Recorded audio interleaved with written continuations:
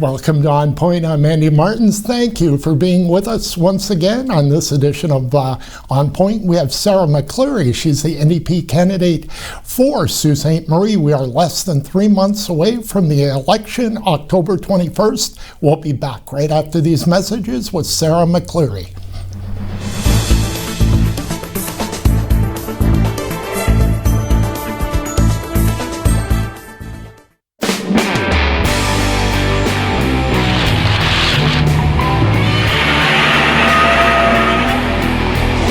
Coming to get you, Barbara.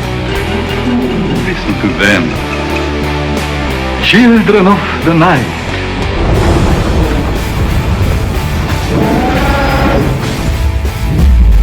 Alive! It's alive!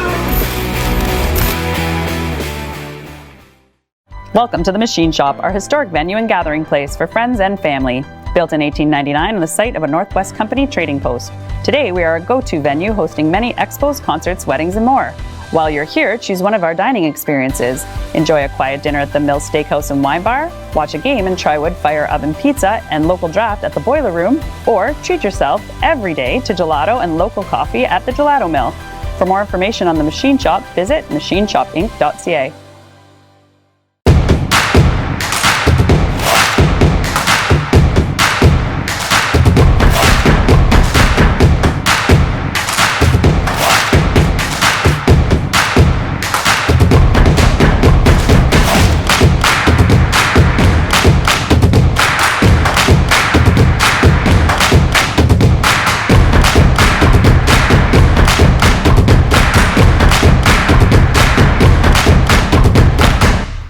At 4:45, discover all kinds of treasures and never pay more than $5. Inventory is restocked every Saturday, and you can find anything from electronics to household items, toys, and much, much more.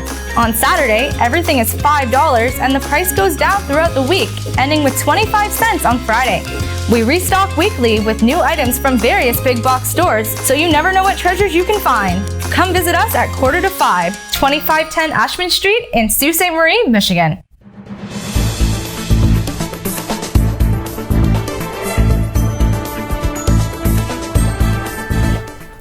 Welcome back to On Point. I'm Andy Martins. Thank you for sticking with us on this edition of On Point. And as I mentioned in the opening, it's election time.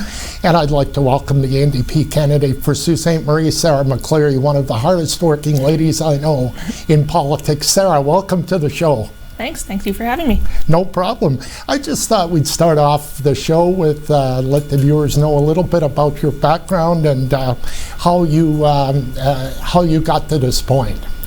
I worked in fast food for a long time, and then now I work at St. Vincent Place. I'm the marketing and fundraising coordinator.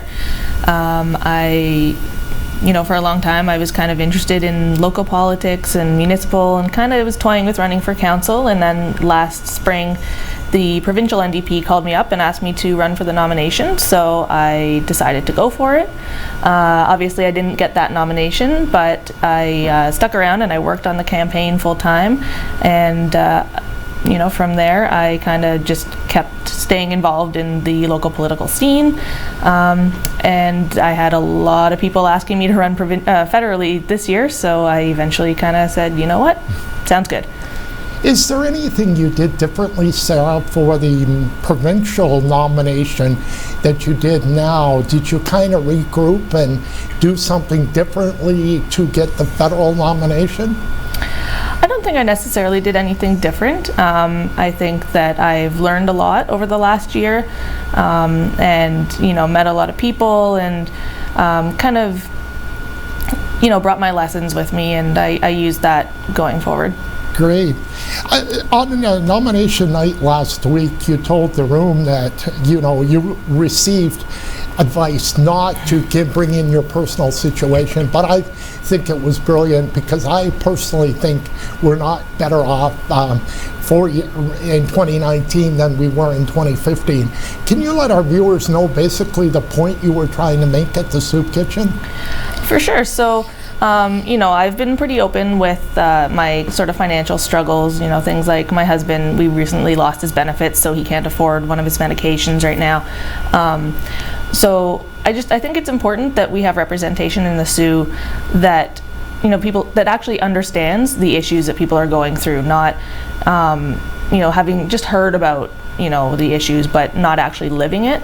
I don't think that political representatives should come from a background where they've got trust funds and earned 6 figures leading into it, right? They should understand ordinary people in the Sioux and the struggles that are going on in their lives. Exactly. We don't always need lawyers to be the candidates for these political parties. Exactly. What kind of feedback did you receive last week at the Sioux Kitchen when you brought that forward? It was all very positive. People were very supportive and very happy that I was willing to share my story. I got a lot of feedback, don't be ashamed. I'm really glad that you're willing to share that, because people do need to understand they're not alone out there. They need to understand, people do understand what's going on in their lives. And so people were really grateful that I was willing to do that. Right. And your nomination obviously has gone to Ottawa and expected to be official anytime soon, I would think. Sorry? Your nomination papers and all that have gone to Ottawa. Yes. Yeah. Everything's official.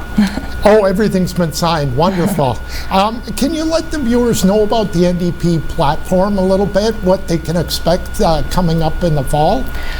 Sure. So, it's really focused on affordability and making sure that people know that we're on their side. We're not on the side of the big corporations, on the 1%. We're not interested in lining the pockets of our rich friends. We really want to help the ordinary Canadian.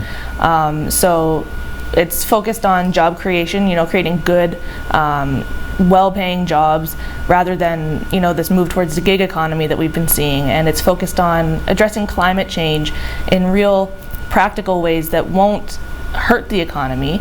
It will create jobs, will train people for those jobs that it will create. And then also pharmacare is a very, very big one that's close to my heart. Like I mentioned, we can't afford one of my husband's medications right now. So we would really like to introduce pharmacare for everyone, head to toe coverage. And I think the important takeaway too about our platform is that we don't want to raise taxes on everybody. If you have $20 million sitting in the bank, we're going to ask you to pay a little bit extra. If you're part of that 1%, we're going to ask you to pay a little bit extra to help, pay your fair share.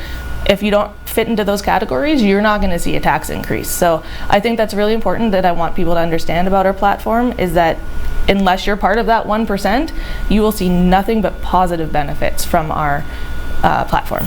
And the critics will obviously say, well, how is the NDP going to pay for all that, as they always do?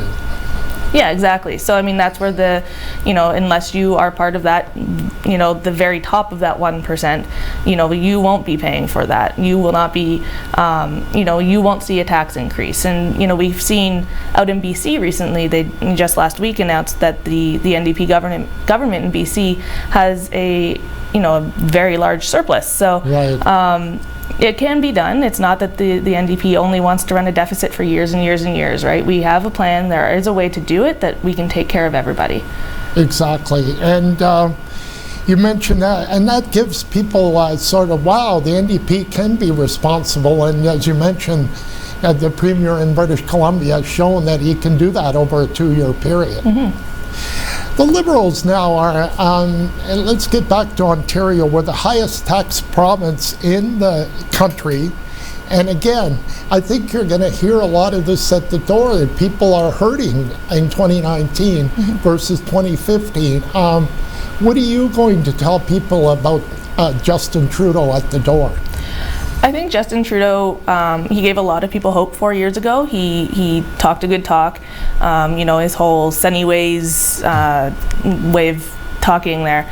But he hasn't really, nothing really solid has materialized to help ordinary Canadians, right? He's given Loblaws billions of dollars, and he's helped his friends at SNC-Lavalin, but he has not actually helped ordinary Canadians with the cost of living. We haven't seen cost of living go down. We haven't seen jobs really to help move away from the gig economy. Like, we might be seeing job increases, but that's because there are more and more part-time jobs, and people are working 3 part-time jobs instead of having 1 good full-time job.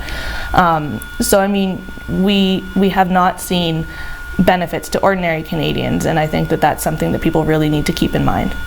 How much damage do you think Justin Trudeau has done to this province with the carbon tax and all of that stuff? I think that we could definitely be doing better. I think that Doug Ford and his cuts are definitely, not helping. So I mean, between those two, right, it's not, we're not in a great place right now, and I think that things could get better, and I would like to see that happen. Do you get during the campaign, would you get like provincial MPPs of the NDP and Andrea Horvath maybe coming up to help campaign, or is that something that usually isn't done? It might happen. I'm hoping that Mike Mantha might come out with me. I know MP Carol Hughes from Algoma, Manitoulin, Kapuskasing has offered to come out door knocking with me if she's coming through town, and we're both free. So it would be really great to see that. Because I think that Sault Ste. Marie is one of those volatile ridings. You look at the history of Sault Ste. Marie, it can turn. You can never predict politics in this community. Yeah, for sure. I mean, it's definitely, I think, largely because the North has been sort of forgotten. So we've had a lot of representatives who haven't really been able to boost our economy and bring the things here that we need, like the passenger rail, for example. Terry Sheehan's had 4 years to get that running again, and it hasn't happened. So I think that a big thing is, we have representatives and we have high hopes for them, and then they have 4 years and they don't do the things they promised they would do. So that's what we need, is somebody like Tony Martin, for example, who nobody thought he would get in, but in 1990 he did it, and he worked so hard for this city for a lot of years. Right, that's right, for a long time, and because he showed that it can be done, and provincially Doug Ford hasn't come to the plate with the passenger rail either, and there's a lot of frustrated people out there. Putting your campaign team together, the work begins now. Can you let the viewers know in an indirect way, what your game plan is going to be from now until the writ drops? Basically, I am going to be hitting some doors. Very soon we're going to be starting doing that. I want to get out and start talking to people and tell them what I'm about, and hear, their stories that they can share with me, that I'm sure a lot of them will be quite similar to mine. So we'll be starting doing that. We'll be going to some events, and I'm hoping that soon we'll start holding possibly some town halls, or I'm thinking maybe some Facebook Live town halls, something like that. Great. And again, campaigning at large is a lot of big difference over being, in a city councilor kind of milieu. Mm-hmm. Yeah, for sure. And I helped out with the provincial campaign, and my job on that campaign actually was called handler, the candidate handler. So I did literally everything with Michelle during that campaign. We were together 12 hours a day, every day of the campaign. Right. So I've been knocking on a lot of doors already, and we've done that hard work and pounded the pavement. So I'm looking forward to getting at it again. So was Michelle return the favor and be with you now 12 hours a day? I don't know about 12 hours a day. I think she's going to be working in September again when school starts again, but she's definitely planning to help out for sure.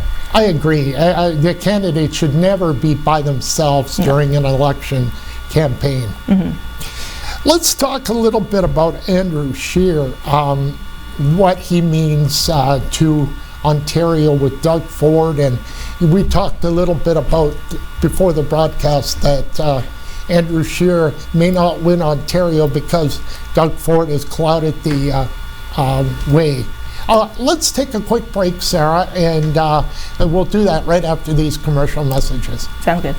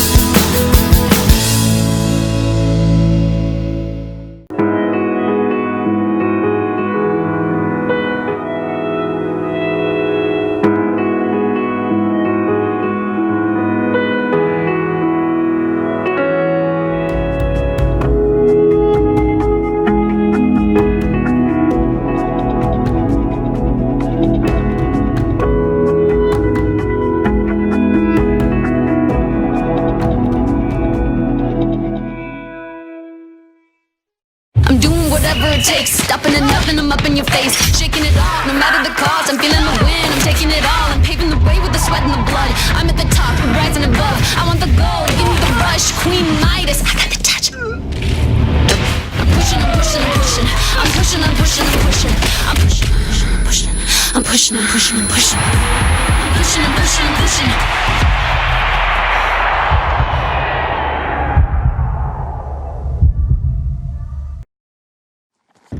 Housed in a 15,000 square foot custom manufacturing facility built to produce world-class cabinetry at surprisingly affordable prices, Great Lakes Fine Cabinetry brings your project from initial concept to final design. Proudly providing Northern Michigan and the Algoma region with quality hand-built cabinetry for the past 20 years.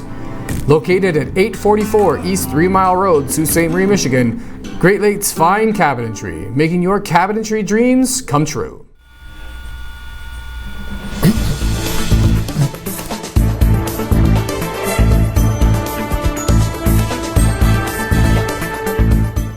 Welcome back to On Point. I'm Andy Martins. Thanks for sticking with the show. And Sara McCleary's back with me.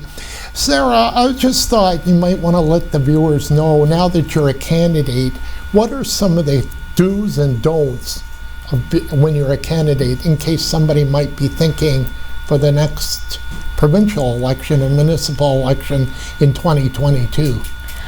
Well, a don't, if you're a candidate in a federal party, is sort of make your own plans. They're sort of at the beck and call of the campaign. So, don't make plans to go out of town during the course of the campaign, because they're going to have something for you to do every single day.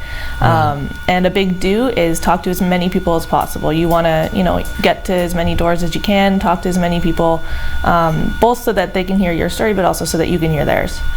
Right, and are we in that campaign or that mode now where you cannot leave the city, or will that be when the writ drops? Somewhere in between.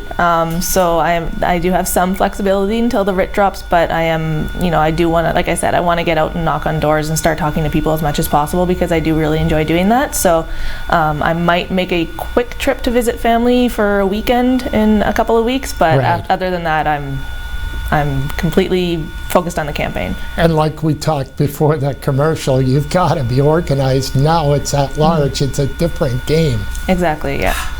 Great. We talked before that commercial break about Andrew Scheer. What effect do you think he's going to have on...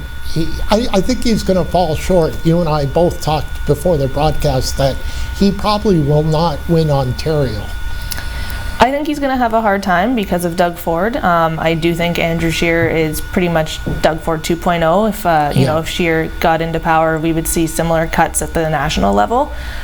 We'd see people getting hurt just the same way, and it'd be benefiting the that top 1% and the rich corporations that would see the positive benefits of an Andrew Scheer government. So I think that people are smart enough to see that.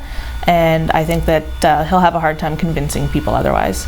Exactly. And do you think that, and you and I both agreed that the Conservatives will fall a little bit short here, that the end of the day, the outcome may be a Liberal minority? Yeah, as much as I would love to see an NDP government, and I think that we could do it and we would do a fantastic job, the polls as of right now, and again, things can change, right? I think when people hear our message, NDP numbers absolutely will go up. But a minority government is not typically a bad thing. It does allow more opportunity for the opposition parties to, get in there and get more done. Right. Let's talk about climate change again, and might want to pound this point home to the viewers, how important it is in the upcoming campaign. Definitely. I mean, nationwide we see it's on top of mind for a third of Canadian voters. But locally, and I was talking about this yesterday, I was down at the Bush Plain for the Loud and Proud Pride event, and you can see how far up the water is coming. Right. And along the boardwalk, you can see it coming up on part of the boardwalk, and the Soo is just so susceptible to flooding. So, it's got to be top of mind here in the Soo, otherwise we're going to see flooding, floods come up. It's going to impact homes. We'll see homes getting damaged. We'll see insurance rates going up. It's so important everywhere, but here in the Sioux especially, I mean, we're surrounded by forests as well. So when, you know, we see forest fires coming up, you know, coming into close quarters here, it's got to be addressed, and it's got to be addressed now. Andrew Scheer's plan is largely criticized by environmental groups who have examined all of the party's plans, and same with Trudeau. You know, his doesn't go far enough, quick enough. Our plan is largely recognized as being very responsible. We, like I said, will create jobs and train for those jobs while we're addressing climate change. It's not just, you know, hoping that businesses will invest in green energy. We will make sure that that's happening, that people are being trained in, you know, creating those energy materials and everything. You know what I mean? Right. So we have a good plan that is going to take action soon and go a longer way than the Liberal and the Conservative plan. So really, Justin Trudeau needs to do a little bit more than just carbon tax, and there needs to be a bigger game here with climate change. Absolutely. Trudeau, on a lot of topics, but especially on the environment, has been a lot of talk. You know, he's paid lip service to a lot of issues, including climate change and the environment, and done very little in practical terms to address it. So we need a party that's actually willing to have the courage to make those changes that might not be popular but are needed. Do you think the mayor and council here locally and municipally could come into play a little bit more as well? It would be great to see some of them getting involved, and I mean, we know where some of them stand on the political spectrum, and it would be great to have them get out and get involved. I know a couple are fairly supportive of the NDP and myself, so it would be great to see them come out. Right, and it's a slow game, isn't it? You can't expect things to happen overnight. No, not at all. Well, Sara, that's it. Thank you so much for coming into the show, and good luck in the upcoming campaign. You're welcome on this show anytime, and it's going to be a lot of time management between now and October 21st. Absolutely. Well, thank you so much for having me. Okay, thanks so much, Sara. We'll be back to wrap up the show right after these messages.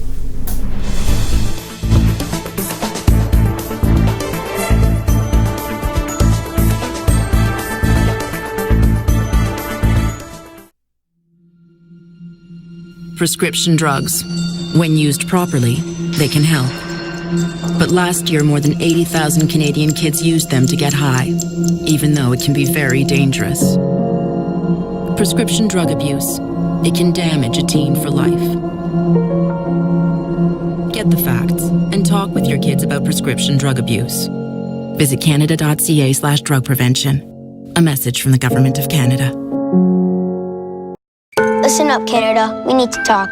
Didn't you make us a promise? You said kids are the future of Canada.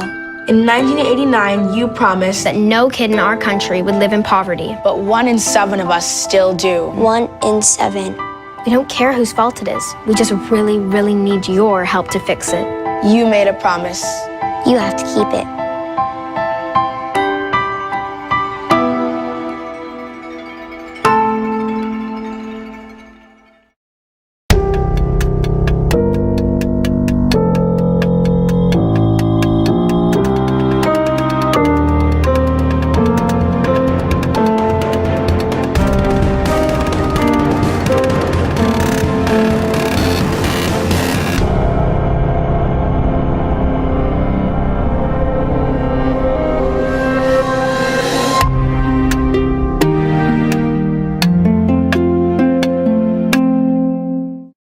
Hi there. I'm from Ad Standards, and I'd like a moment of your time. In 1963, we created the Canadian Code of Advertising Standards. The code not only applies to TV, print, and radio advertising, but all outdoor and online advertising too. Online advertising, what is that? Simply put, we help ensure all advertising across all media is truthful, fair, and accurate. Truth in advertising for over 60 years.